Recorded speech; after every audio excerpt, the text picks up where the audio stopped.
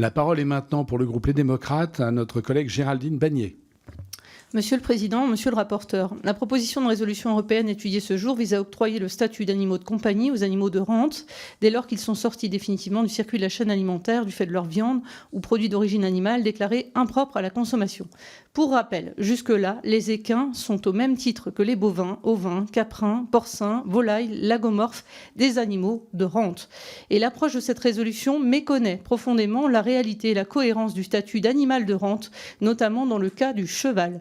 La proposition de résolution pose plusieurs problèmes. D'une part, le statut d'animal de compagnie, pour un cheval par exemple, traité par anti-inflammatoire, va l'exclure des utilisations sportives, en loisirs, des courses, de la possibilité de reproduction.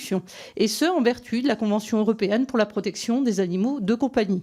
Pourrait-on si facilement tirer un trait sur l'apport considérable des montures au sein de la garde républicaine, auprès des forces de l'ordre, pour le travail de terre peu accessible, le transport de touristes, ou encore pour développer l'agroécologie? Pourrait-on si aisément piétiner l'histoire et remettre en cause les phares que sont le cadre noir de Saumur, le prix de l'Arc de Triomphe ou le prix d'Amérique, ou encore les épreuves olympiques de dressage ou concours de saut?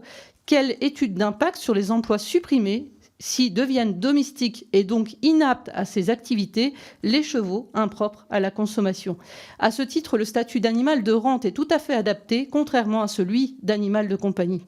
D'ailleurs, on peut noter qu'il existe encore un troupeau de chevaux de Przewalski au sein du parc national des Cévennes pour lesquels le statut domestique pourrait être particulièrement étrange, alors qu'on cherche précisément à préserver le côté sauvage de ces troupeaux.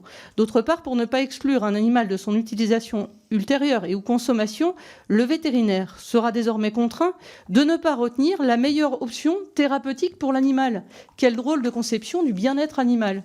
Enfin, le texte suggère de changer le mode d'identification de l'animal en lui posant un transpondeur électronique. Or, tous les chevaux font déjà, depuis 2008, dès leur naissance, l'objet d'une identification par transpondeur. La proposition de résolution n'est donc ni pertinente ni applicable pour les équins. C'est un non-sens complet pour l'élevage.